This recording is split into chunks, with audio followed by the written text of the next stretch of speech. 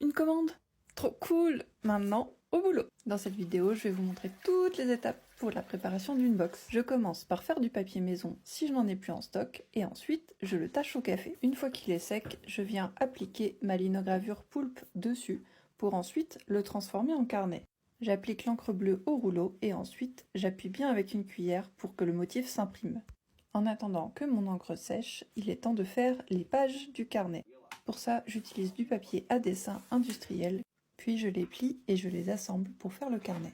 Je replie ma linogravure dessus et ensuite, il est temps de le relier à la main avec une aiguille et du fil. Pour ça, je fais d'abord des trous avec une aiguille et ensuite, je repasse le fil.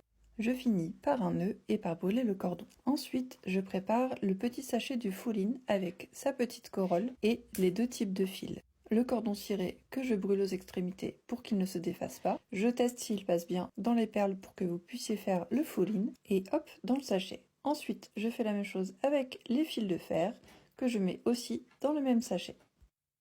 Ensuite, j'écris à la main le petit mot qui va dans la fiole pour le fouline. Et je découpe, je colle et je troue le tanzaku, qui est le petit papier qui finira bien le fouline. Ensuite, j'imprime le livret que je plie et que je relie avec une jolie corde.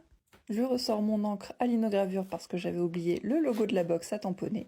Et c'est le moment de monter le carton. J'ajoute ensuite le papier de soie que j'ai préalablement découpé et c'est le moment de construire la box. Je mets d'abord le journal de bord, les snacks d'algues nori bien emballés, le masque pour les yeux, le tanzaku, les taches de rousseur holographique, le jeu unlock, la petite fiole pour le fouline et les fils.